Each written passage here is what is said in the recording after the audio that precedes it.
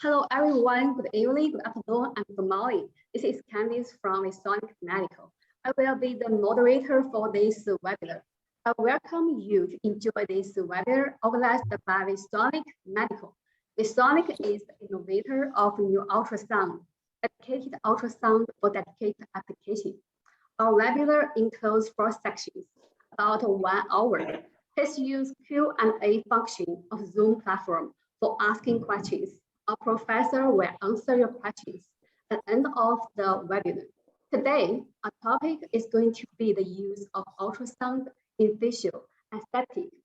It is a really great honor to invite Dr. Murthy to be as our speaker, in particular, secretary to the International Institute of Wellness and Aesthetic Medicine. Now, let's welcome to Mr. Yap from Spectral Scientific, the exclusive distributor of Sonic in Malaysia, to introduce Dr. Murthy. Okay, thank you. Please, Yap. Yes, thank you, Candice. Hi, everyone, all the doctors from all around the world. Thank you for being here today. My name is Yap. I'm from Spectral Scientific Sdn Bhd, Malaysia, and we are the medical equipment company and has been distributing ultrasounds and other medical equipments in Malaysia for more than 10 years. And we are also now the proud distributor of ViSonic Ultrasound in Malaysia. So doctors who have any medical equipment needs, you can always look for us. So without further ado, let me introduce our speaker for tonight. Our speaker for tonight, Associate Professor Dr. Murthy. So before we start, let me introduce him a little bit. Professor Dr. Murthy is an international renowned trainer in aesthetic medicine with over 20 years of clinical and academic experience. He was the founding president of Malaysia Society of Aesthetic Medicine, and he served as a course director in aesthetic medicine for several institutions, including the international ones. He is a key opinion leader and trainer for several renowned aesthetic products also. He is currently the president for International Institute of Wellness and Aesthetic Medicine, known as IIWAM. IIWAM offers professional diploma and certification courses in aesthetic medicine for doctors, dentists, nurses, aestheticians, and even spa owners. IIWAM programs are certified by European International University and assured by City and Guilds of London Institutes. So without further ado, let us welcome tonight's speaker, Associate Professor Dr. Murthy. Hi everyone, you can see me. Okay, let me share my screen with you. Okay, great. Happy Tuesday, and I hope all of you guys are doing well there, ladies and gentlemen. Hope all of you are doing very well and safe and sound, and hope you all got your vaccines. That'll be a good thing for us to do to start the webinar. All right, without any ado, let's get into the facts about why is ultrasound.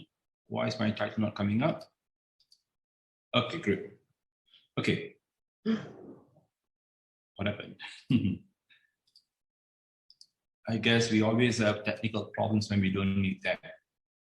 All right, great. We are going to talk about the use of ultrasound in facial aesthetics today. Basically, we're going to ask what are the dangers in aesthetic medicine and why do they happen? Why do you need ultrasound in facial aesthetics in the first place? I mean, we normally invest in HIFU, pico lasers, IPL, but why do we need to invest in ultrasound from now onwards? A very important and good question. And how are we going to use it to identify facial structures in aesthetic medicine? Honestly, identifying facial structures is very simple, but identifying artifacts, and what artifacts do we want to identify in aesthetic medicine?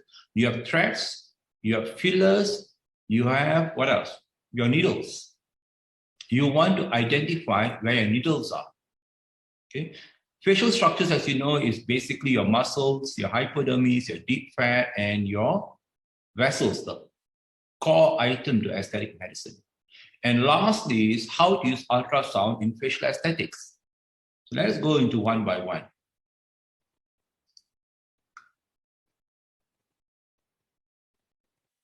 Why we're jumping across? Okay, let me start over again.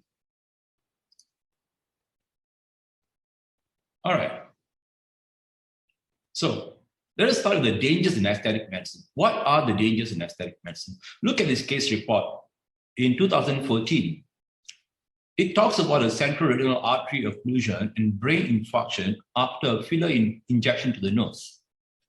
See, it's a very simple filler injection to the nose, but it can cause brain infarctions.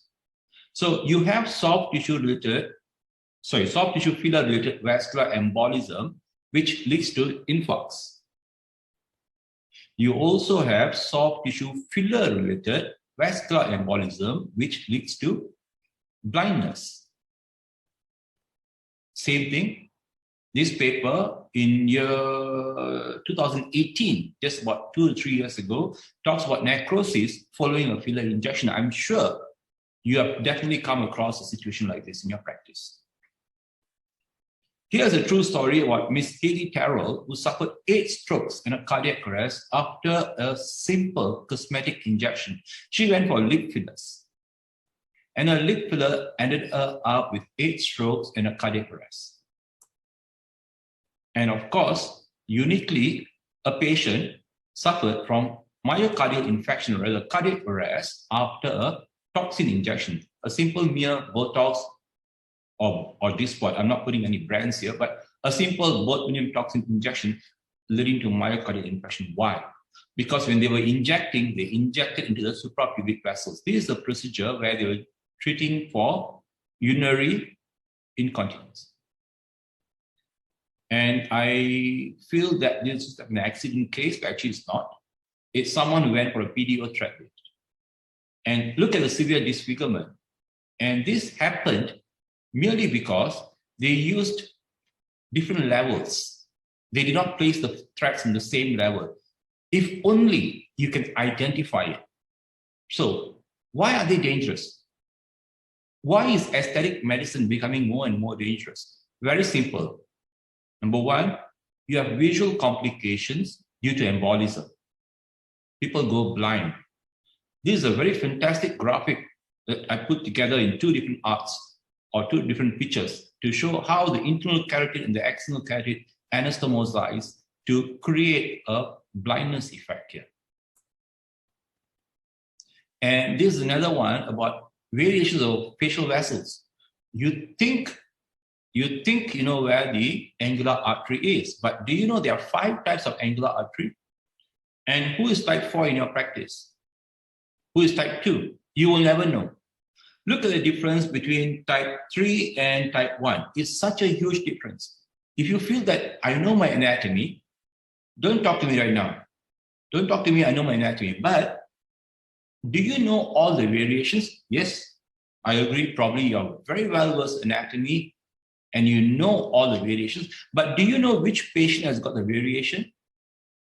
Are you aware to understand which of your patient A, B, C, D, E, and F has got type 1, 2, 3, 4, and 5 respectively? Are you aware of that? You won't, unless you open them up, you dissect them, and you see them for yourself. Alternatively, you can do a CT angio, expensive, time-consuming. Otherwise, you can do an MRI, of course. You got to send them to the hospital. I'm sure no aesthetic practice have an MRI in their concept. So what else can you do? Ultrasound. Cheap, mobile, effective. It gets you to the point.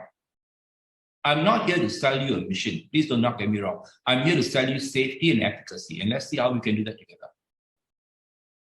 And lastly, the complexity of facial planes. As I mentioned to you, you may know that this can happen. I'm sure you know that there are variations in facial vessels. But are you sure about the complexity of facial planes and superficial arteries throughout? Do you know how deep is your STA? Your STA is only 0.8 centimeters only. That's less than a centimeter. So if you think you are doing temporal augmentation, do you know the risk that you're carrying if you do a superficial injection? I know a lot of doctors do superficial injections for temporal arteries. Sorry, I beg your pardon, for temporal lobe augmentation merely because they feel that the temporal area needs a lot of fillers. If you inject deep, I agree with you. You need lots of fillers. But if you inject superficially, you need very less fillers. But how superficial is superficial? And who is 0.8, who is 0.7, who is 0.6, and who are you to measure it? You're a doctor, you should be able to measure it. You know, honestly speaking, we have been living in a world of blind facial aesthetics. I think it's about time we wake up in a world where we can see aesthetics as how it really is supposed to be. You see your vessels and then you do your procedure. And ultrasound will help you with that. Now, just think for a second. Like I mentioned to you, wouldn't it be nice if we can identify the location and the depth of the vessel before we inject? I'm going to do a filler right now for someone, assuming, okay? But I want to see where my filler is going to go. That's post-procedure. But I want to see what are the facial vessels where my needle and filler is going to go to. So here is a video of a facial artery bifurcating into a superficial labial artery and inferior labial artery using ViSonic's ultrasound probe. You can see how the facial artery here bifurcates into three components: the facial artery, superior labial and inferior labial. And as we go backwards, I'm picking up the facial artery again. Now moving forwards, or rather medially, to pick up the SLA and the ILA. Then you will see slowly how the SLA and ILA separates their ways apart at different depths. Here you're seeing a depth of 0.6 or 0.7 and 0.5, and then it comes up. You see, as we go medial, see this? It's very interesting. I love this video. When I see this, I see my SLA and ILA, my superficial labial artery and inferior labial artery at an almost equivalent depth at approximately 1 centimeter apart. But if you notice, at the point of bifurcation, they're deeper. And this is about close to about 12 millimeters away from the corner of the angle of the lips. So you can see facial artery at 0.6 centimeters, 18 millimeters lateral to the corner of the lips. Next, you are seeing an image of facial artery itself bifurcating into SLA and ILA at depths of 0.9, 0.6, and 0.4. And where is this happening? This is happening at 14 millimeters lateral to the corner of the lips. And what are we seeing now? We are seeing an image of the SLA and ILA at 0.5 and approximately 0.6 centimeters depth at a distance of 0.9 centimeters from each other. 10 millimeters lateral to the corner of the lips. So imagine in your mind for a second. Imagine that I'm going to do a filler here, lower part of the nasolabial and the marionette fold. When I do the lower part of the nasolabial fold, I'm precisely 0.9 centimeters away from my corner of the lips. I may hit the superior labial artery. I'm doing the marionette fold. Okay. When I'm doing the marionette fold, I'm precisely about approximately 0.2 centimeters away from the corner of the lips. But I may still hit the inferior labial arteries. And what are the repercussions? We have seen that embolism, blindness, and necrosis. So a lot that can happen when we do aesthetics blindly. So I just beg you, please, don't do aesthetics blindly anymore. I think we have created enough blindness in the world by doing aesthetics blindly. Let's not do that anymore, right? Earlier was depth and location of facial vessels. What about facial planes? You know how complex the temporal zone? This is a video of the superficial temporal artery at the temporal zone. Look at this artery. How nicely it expands and elongates as we go parallel from vertical.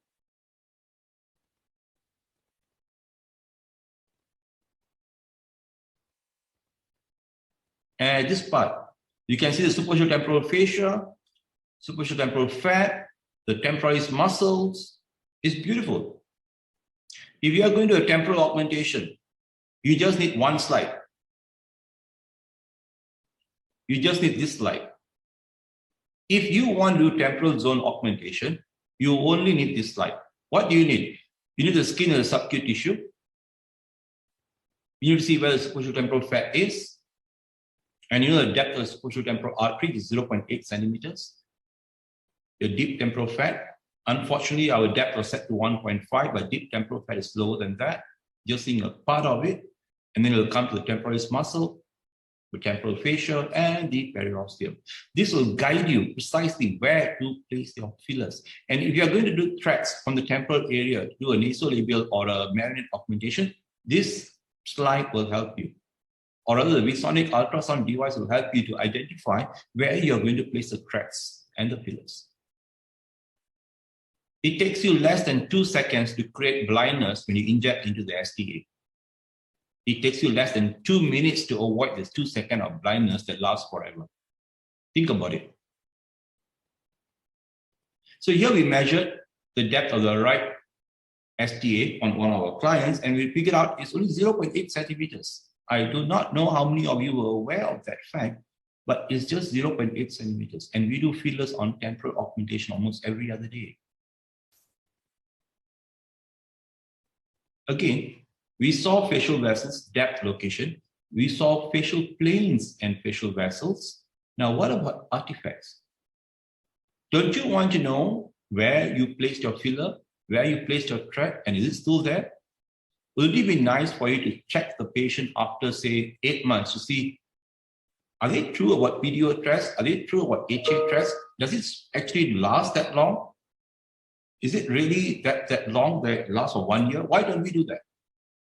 See, this is a patient of mine where we did Aptos 1 week earlier, and 1 week later, we did the same Aptos investigation. We checked on the threads. You can see very nice, continuous hyperechoic. This is what we call as hyperechoic. This area here. It's a very nice, beautiful, hyperechoic, continuous. Aptos cogs are very fine. They're very finesse. So you don't see them as interrupted. But when you look into a YKO, PDO, or the nose, you'll see as interrupted. You don't see artifacts like this in the normal human skin. These are very nice, smooth, continuous threads that you see here. And here you see YKO interrupted. I presume you may not be able to appreciate that. Here, here, here, and here. I was discussing with Mr. Yap the other day. I told him why YKO appears interrupted and why Aptos appears straight. I'm sure he knows that. See? You can see YKO threads. These are nasal threads. For you, probably not trained yet, but once you're trained in this, you will realize why YKO PDO appears to be so interrupted. And let me show this video. This is a video.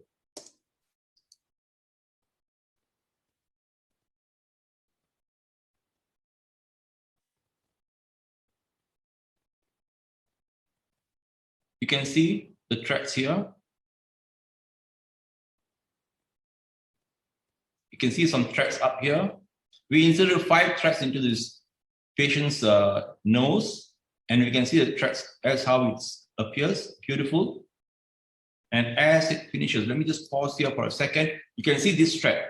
You won't find this in a normal nose. This is the thread. What you're seeing here, this, and this interruption is a thread. This is a thread, and this is a thread. These are not nasal features. These are artifacts. And as you continue,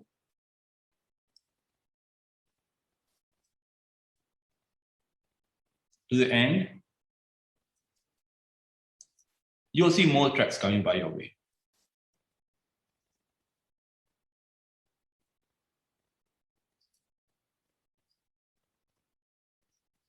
But let's take a snapshot of it, and then you will see.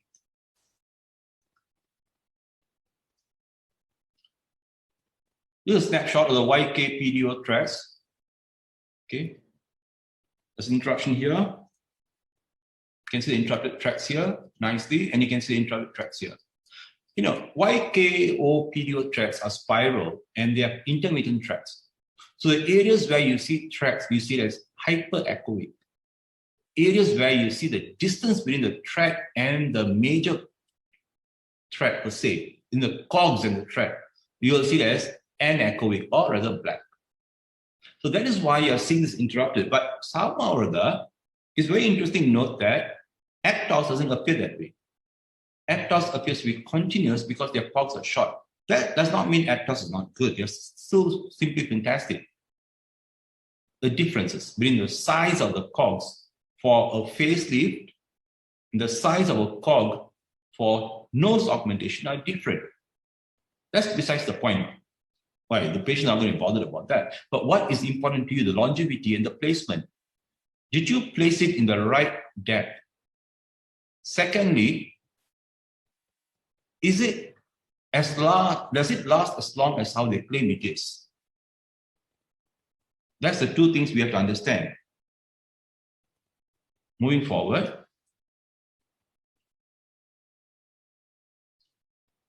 This is the image of a dermal filler that we did. Okay, you can see how beautifully the dermal filler has been placed. This is a video.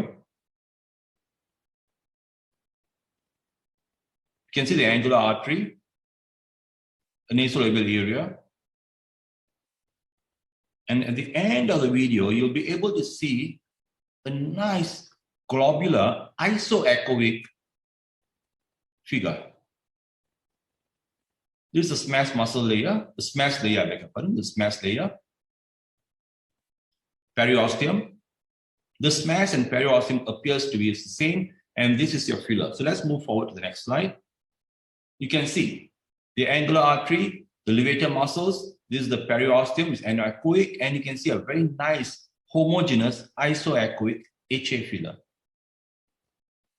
If this is alginase, how is it going to appear? Is it going to be isoechoic? No, be hyperechoic. So you will have to be skillful enough to be able to understand how HA appears, how alginase appears. They're all different. Okay, alginase appears to be a bit more hyperechoic, it's a bit more whiter. Isoechoic appears to be like a parotid gland. It appears to be very smooth and same color, almost grayish. And the levator muscles will appear with stripes. And the artery, as you know, since we have the Doppler effect with the visonic ultrasound, you can see the artery as it is, or the vein, for a matter of fact. So the overview is, besides several advancements in the field of aesthetic medicine, we have to come to the fact that vascular-related injuries and life-threatening embolisms are still possible. It can happen. We can be damn good at what we do. We can aspirate all we want. We know our anatomy in and out. We know all that. But we don't know where it is on whoever that we are treating. That's the fact. Let's be frank about that. No matter how good we are injecting blindly. Let's accept that first. We can aspirate, but thickness of the fillers will not give us a backflow as how we want it to be. Right? We think we know nasolabial area, the angular artery runs here to here. But what about variations? Who has got the variation? You will never know. Okay. So the development of high frequency ultrasound transducers, which is about 15 to 20 megahertz, has become a very fantastic and useful tool in facial aesthetic imaging. It is being used to identify structures, the epidermis, dermis, hypo, muscle, smash, blood vessels, deep fat compartments, as well as the periosteum. So when you do ideally supraperiosteal mid-phase augmentation, don't you really want to know whether was your filler supraperiosteal or not? And how will you do that? I'm sure you don't want to send them for a CT or MRI, right? I don't think so. You want to buy a CT or an MRI in your practice. Get a portable ultrasound, a simple small device. It'll help you. Trust me, it'll help you. And what does that do to you? It makes you better. It really, really makes you better in how you do your procedure. And more importantly than making you better, it makes the patient safe. You can minimize complications. You can do the procedure and go back home and sleep peacefully without worrying about it. That's what ultrasound will help you with. So, uses of ultrasound facial aesthetic imaging. Number one, you want to be able to identify the surface landmarks and the reference lines. You have to know where the surface landmarks and reference lines are in order for you to place the probe appropriately. You want to be able to visualize and identify facial structures. And what facial structures are we talking about? The deep thread, the facial compartments, the facial muscles, and of course the blood vessels. We want to avoid all vascular-related complications. We want to avoid injuries to other structures, so the nerves, of course. I've seen patients who have gone for PDO thread lifts and end up with facial nerve palsy because the facial nerve was injured. If you are skillful enough to identify the facial nerve will appear to be very hyperechoic. If you can identify the facial nerve, you can avoid the facial nerve. And it's very simple. Once you know where the facial nerve comes up in the parotid area, you just move a few millimeters ahead of it. That's all.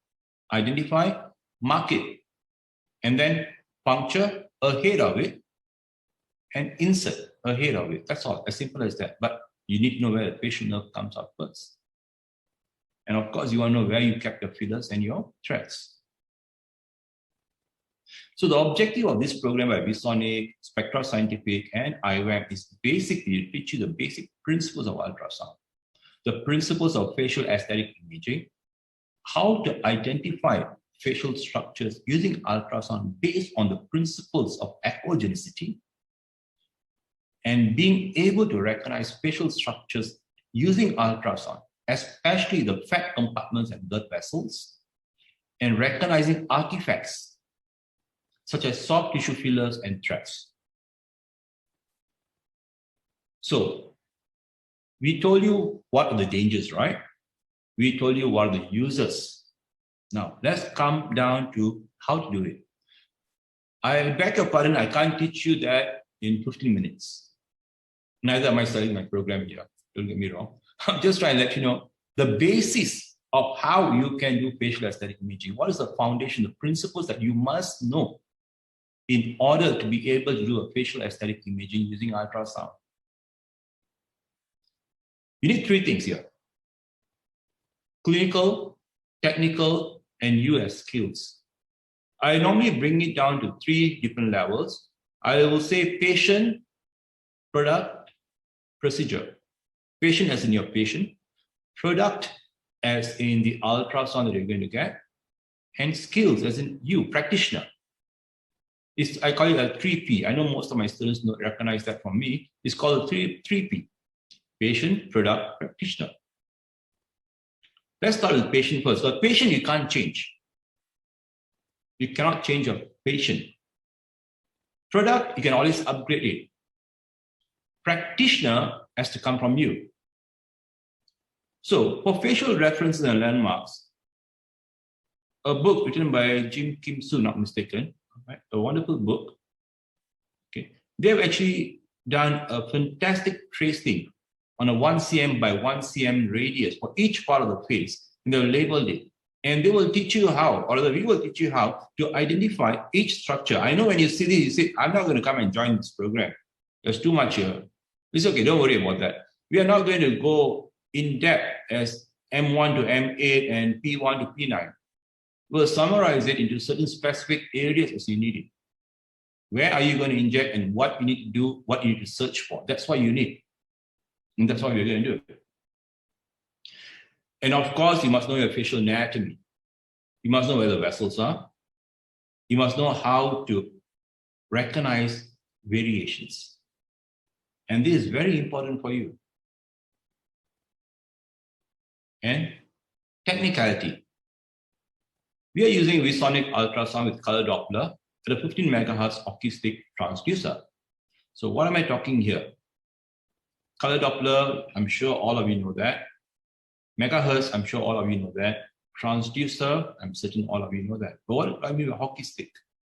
Okay, let's go into it one by one. When you look into technicality, first and foremost, you must know your frequencies. There's infrasound, there's ultrasound, there's high frequency ultrasound. Okay. Infrasound is where you don't hear any noise. It's from 0 to 20 hertz. The human hearing is 20 hertz to 20 kilohertz. Power ultrasound and extended power for medical and destructive users. Do you know that you can use ultrasound to cut chocolates? Nestle uses ultrasound to cut chocolates. They can go up to 2 megahertz. And high frequency ultrasound can go from 2 to 20 megahertz, and it can even go to 200 megahertz if it wants to. But what do they do? As you can see, 2.5 helps you with deep abdomen, ops and gynae. 3.5, general abdomen, ops and gynae as well. 5, vascular, breast and pelvic imaging. 7.5 is breast and thyroid. 10 is breast, thyroid, veins, muscles, and musculoskeletal imaging. 15 is social structures and musculoskeletal imaging. We are using 15 megahertz to identify the skin, epidermis, dermis, hypodermis. And then we want to identify the superficial facial muscles, the superficial fat compartment, the blood vessels, the deep fat compartments, and the periosteum, as well as the SMAS layer. Penetration.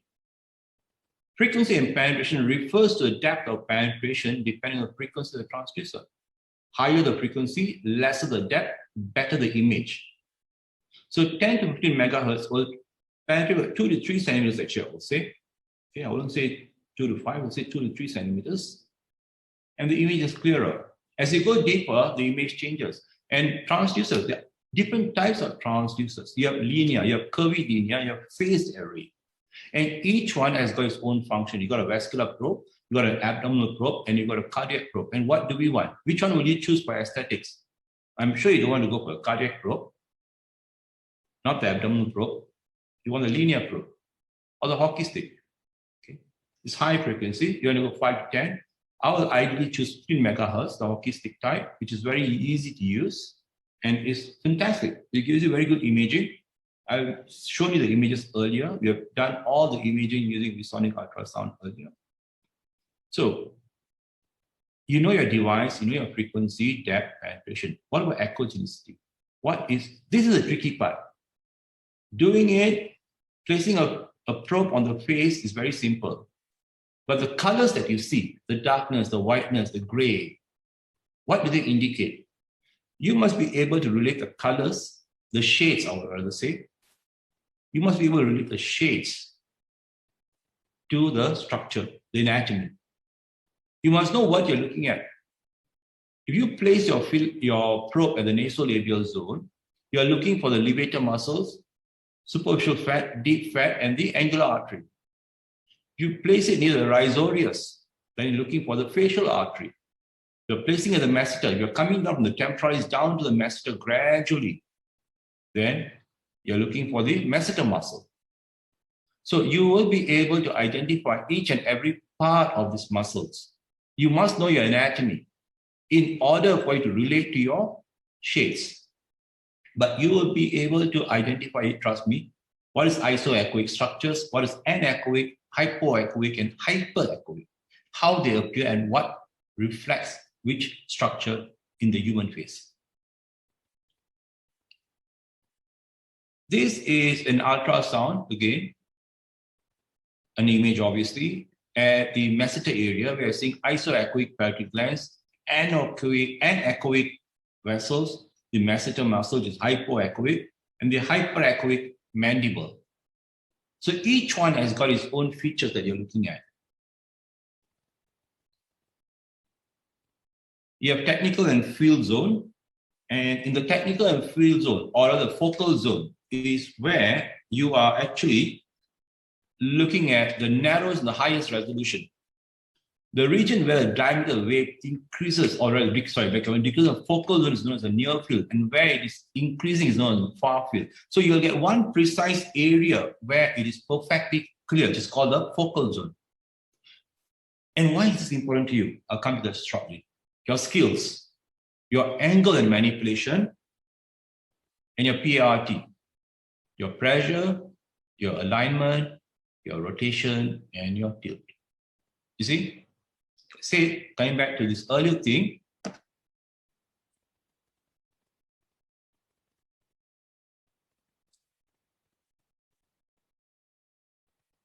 what you need to know, clinical, technical skills. Know your patient. Know your ultrasound. You must know which ultrasound you're going to get. Can you write in your details there? I love this device because I can literally write in which area of the face I'm doing. I can mark my areas. I can write the details, the depth. I can measure distance, area, volume, pulse rate, you name it. I can measure whatever I want to, but I don't want that much of information to do a filler or a PDO thread or a toxin. The next time you're going to do masseter toxin, if you have the ultrasound with you, all you got to do is just do a quick 5-minute scan of the masseter. A very simple 5-minute scan of the masseter to identify, am I going to hit any vessels there? And obviously, when you identify it, what are you going to do next? You're going to mark it, right? You're going to mark it, and then you're going to obviously avoid it. That's all you're going to do. Simple. So I'm going to do a PDO track lip. Now I made it a habit. All my patients with PDO track lip, mid-face, I do an ultrasound to look for the parotid mesenteric fascia, and the facial nerve. And as I'm going medially, I'll look for the facial artery and the angular artery. I'll mark them. You can literally use the ultrasound and mark the layout of what you are seeing inside. You can mark it outside on the skin. You can literally see where the facial artery is coming out from and where it's running to. You can just draw it beautifully on the surface of the skin. And you can say, okay, these are the places I'm going to avoid. Something which we have never done all this while. And something which I'm urging you to do, because you know why? You will be safe, your procedure will be better, your results will be better, your patients are so much more safer in your hands after this. You may think I will invest in a pico laser to do tattoo removal. Fine, fair enough, you're absolutely right. But I will invest in safety. Trust me. Nothing more important than patient safety. That's all I will say. That's the single most important thing in my life. I mentioned to you, you can be a very popular 100 million people following on Instagram and Facebook. But one mistake and that's it, the whole reputation comes down. So be safe. Safe and effective. That's all we need in aesthetic medicine.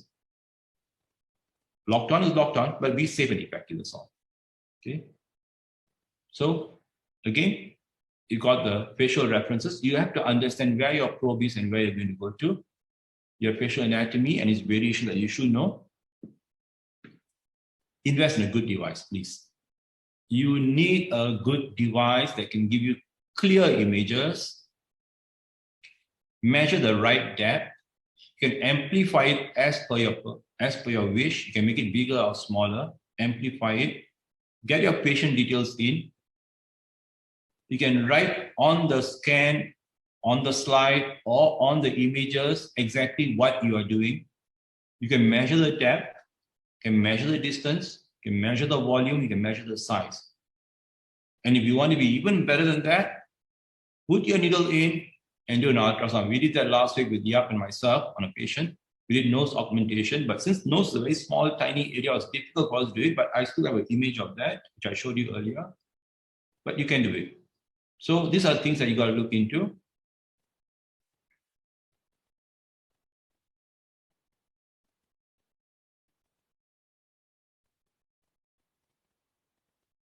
So this is the use of ultrasound in facial aesthetics. You can identify the dangers in aesthetic medicine and you know why they are. Now you know why you need an ultrasound in your practice, right? You can identify facial structures and avoid it. You can identify artifacts and be better. But obviously, I didn't teach you enough on how to use it because time is limited. You're coming up to 8:45, I presume. Yep, it's 8:44. And I've got only 1 minute to talk. And the next 15 minutes is yours on the floor to ask me questions that you want to ask. Okay, so I'll leave it to you now. Okay, let's see what the questions are. Okay, doctors, you can actually put your question in the Q&A session, and Dr. Murthy, if time is available, we'll actually try to answer as much as we can. So, doctor, there's a question here from Dr. Shahid, which he is asking, how can we identify nerves here? How can we identify nerves? You can identify nerves. Nerves are very tiny, of course, nevertheless. But you've not noticed one thing. Let me go back to one slide that I showed earlier.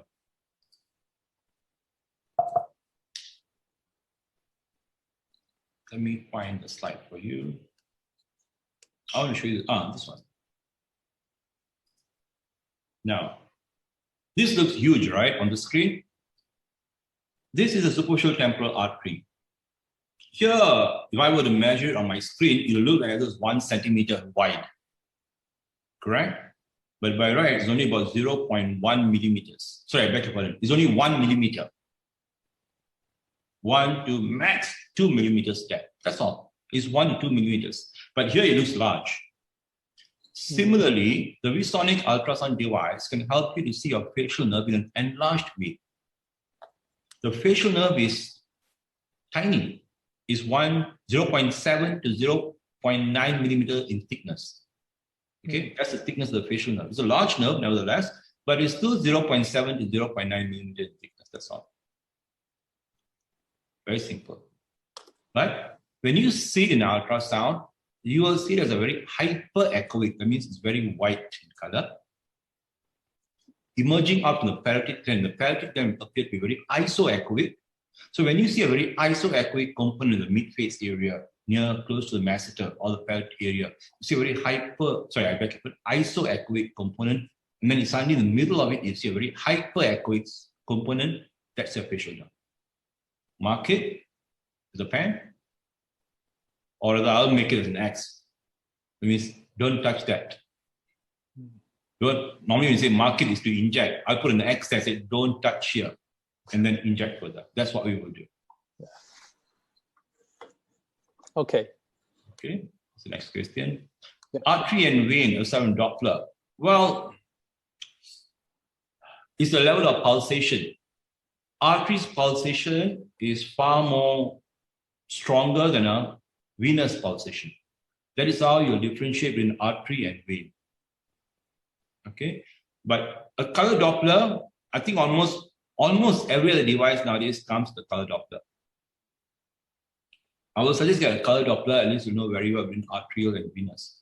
In terms of vascular accidents, there's not much of a difference between arterial and venous. Not much of a difference, but it is of use to you to know which is artery, which is venous. And you always see them side by side. Even if you don't see two anechoic, artery and venous will appear to be anechoic, black. But it's a pulsation you've got to measure. You won't have time for that. Okay. For face, the left side of the skin, proximal or distal. The left side of the face. Sorry, Junko Kato, I don't understand your question. Is the left side of the skin proximal or distal? It depends on the marking. Your ultrasound probe will come with a marking. It will show which is top, which is bottom. So it's not, it depends how you rotate your probe. Let me see if I can get to a particular side.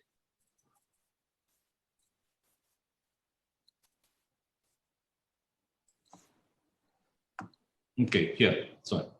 So this is the probe. Let me draw it for you.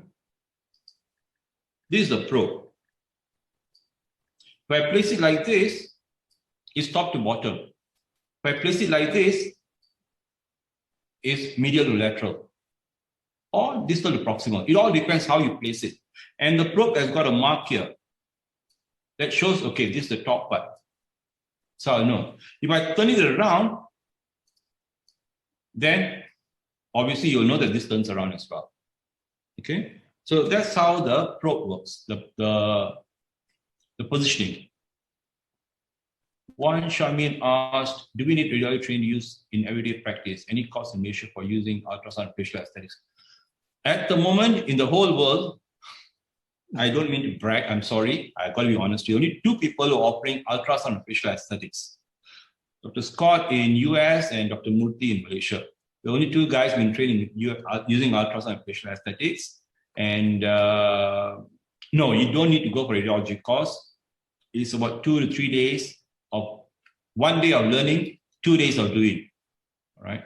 Normally, what we will do is we'll teach you on the theory part of it. Of course, we expect you to know the anatomy, but we will teach you on the ultrasound physical part of it, physics and things like that. And then we'll get patients then for you to inject and understand where you place the filler and threads, and then be able to identify the structures. Our concept is 2 things: avoid and place properly. That's all. Means avoid vessels, avoid nerves. Place properly, you must know your planes. That's why we focus on.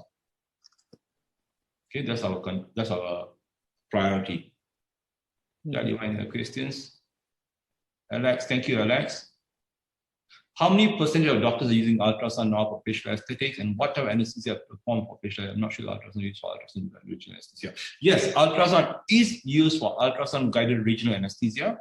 I think Spectra Scientific and VSonic conducts a lot of courses on that. Yep. I'm not an expert in anesthesia, so I leave it to them to reply you on that. And for facial aesthetics, at this moment, not many people are aware, or rather not many doctors are aware that there's a safety net right now for you in your practice. Not many are aware. So since you're not aware, obviously not using it, right? So once you know, then you can use it. But anesthesiology, yes, a lot of them using ultrasound guided locals. A lot of them are doing it. So it's a good opportunity for you to probe into that as well. Thank you, Juan. Appreciate that. Okay, Nicole, I think Candice will reply you on that. Shahid, Candice will reply you on that. Thank you, Vidya. Okay, it's another message bottom. Thank you, Alex. Under Q&A, there are two more questions, Doctor, but I think it's rather similar. They're asking about the ultrasound device. This is a quite interesting one. Anonymous attendee is asking about who should use the ultrasound, like plastic surgeon or the nurses. Who will operate the ultrasound? I'm not sure who is the partner. Yeah. Sorry, no, plastic surgery in Malaysia, so what is the percentage of ultrasound in hospitals? I will say at this point of time, I think Mr. Yap from Venice will be able to answer the statistics, because they do the selling, I do the teaching. So I think he will know exactly how many doctors, aesthetic doctors. I think, I don't mean to be rude, but I believe it's only me right now using ultrasound and facial aesthetics. And the main reason I'm doing this talk is, like I said, I'm not selling any devices, I'm not selling training programs. The main reason I'm doing this talk is to show you a way. See, I train doctors. I train thousands of doctors every year. Okay, and the biggest concern is when I show them the problems of filler-related complications, they say, Prof, you're not going to do fillers. And I've been trying to find a way to overcome that fear phobia. And this is the only thing I can do at this point of time. This is the only gadget I have in my hands, thanks to VSonic and Spectra. This is the only gadget I have in my hands right now where I can see real life, where am I going to do it? Yes, I bought it, I invested in it. Not only to teach, I bought it because I also do procedures, right? So I want to make sure that I do not inject a vessel. All my students know I worry the most about complication, and I fear you the most on complications because I want you to be safe. That's my core idea. All right. So in that channel, I just want to make sure that the only function that we can think of is to find out where we are going to place it, what to avoid, and before we do it, not regret after doing it. So this is a good opportunity for you to do that. Okay. Ali Akam, nice to see you again. Quite some time. Good to hear you. Okay. Yes, any other questions? Okay, thank you so much. Lecture is very beneficial and interesting. Thank you all of our audience, Dr. Murthy and Mr. Yap. Thank you for your support. In the next webinar, we will continue to discuss the use of ultrasound in the aesthetics field. Please follow up on our VSonic social media platform, Facebook, LinkedIn, YouTube, to get more information about our webinar. Okay, thank you very much for everyone. Thank you, Dr. Murthy. Okay, Mr. Yap. See you next time. Thank you. See you. Okay. Thank you so much. Goodbye. Yeah. Bye. Bye-bye. Thank you.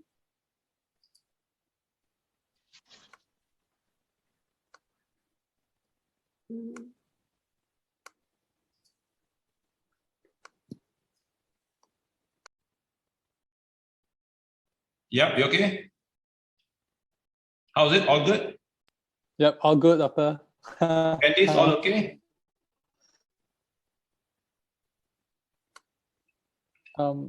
Candice, will this webinar be uploaded to the YouTube? A doctor is actually asking where to view the recorded. Your mic is mute, Candice. Oh yeah. Hi, Dr. Masay. Yeah, I will upload this video to our YouTube. If you need a video, we will see you. Okay. Oh yeah. Okay. Thank you so much. Okay, I'll just reply if you upload it. I'm so enjoy your lecture. Oh, You're a very thank good you. teacher. I think so. Really good. Yes. Thank you so much. Okay, good. Thank you. Thank you very Okay. much. Stay safe. Take care. Probably we can do another one after one of the days. Maybe repeat this for another good audience. I think we can blast it out. A few other texted me saying they wanted to join, but they couldn't. Yes. Okay. Oh, The messages are still coming in. okay. Okay, let's do it. Let's do it. Okay, still coming in. That's wonderful.